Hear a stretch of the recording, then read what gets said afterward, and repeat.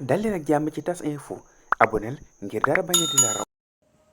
mbégte bànneex ci àndaat ak yéen ci seen xibaar yi ci seen YouTube tas info wéy leen di abonné ngir man di am lépp loo xam te ne jëm na ci ay information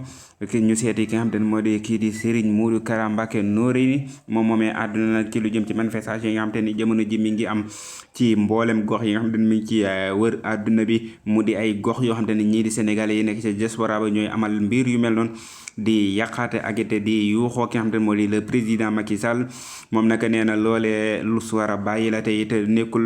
na loo xam te ni ñoom ñooñu seen bopp rek la ñuy yàqal waaye du ni président lañ yàqal te it bokk na ci li nga xam te ne mën naa yàq derub li nga xam te ne moo di Sénégal ci fële ca bitim réew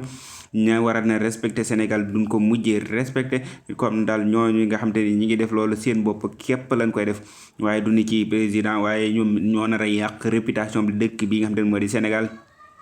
te jëf ju mel noonu mën naa dem ba mujjee nit ñi yàpplu li nga xam te ne moo di réewum Sénégal ba lépp loo xam te ne bëggati na ko ci yeneen i réew nit ñi gàntal ko ndax ni dëkk boobu amatul stabilité gi ci aju ngir seen pancarte yi nga xam te ne yu doy doyaat lañ ciy bind di ko taf ci li nga xam te ne moo di ci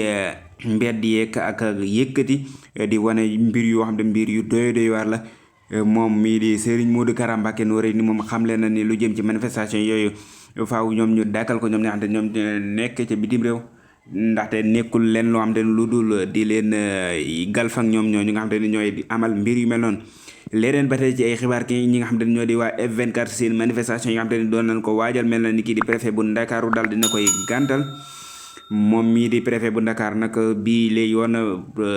nekkaat beneen boo xam te ne gàntal na marche ñi nga xam te ne ñoo di way F24 gi nga xam te ni ñoom ñooñu jamono ji ñooy force vive de la nation nekk force bi nga xam te ne mooy bi jëmbatu ngir suuxataat li nga xam te ne moo di wàllum yoon wi nga xam te ne ñii di waa M24 F23 doon nañ ko jëmmal leneen ba tey jii ci ay xibaar ki nga xam te ne moo di Pape Ndiaye ak ki nga xam te ne moo di kii di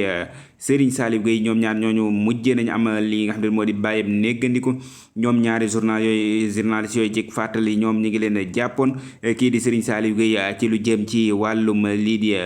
yor carte ñàkk yor li nga xam ne moo di carte presse tey di exercer li nga xam ne moo di wàllum journalisme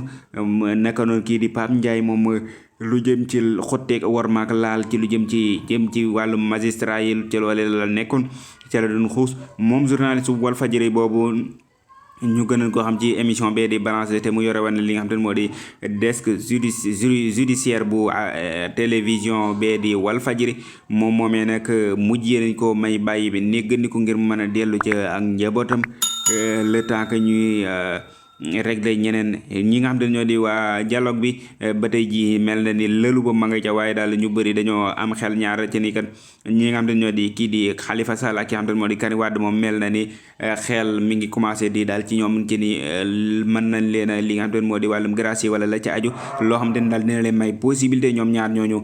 ñu mën a bokk ci li nga xam ne moo di élection présidentielle yi nga xam ne ci lañ jëm muy élection présidentielle yu 2024 yi nga xam ne ni ñu bëri dañ di kii di le président Macky Sall du ca bokk nekk coow loo xam te ni jamono ji mi ngi ne cobbay ñoom ñooñu di dialogue beet ña nga ca mbir moomu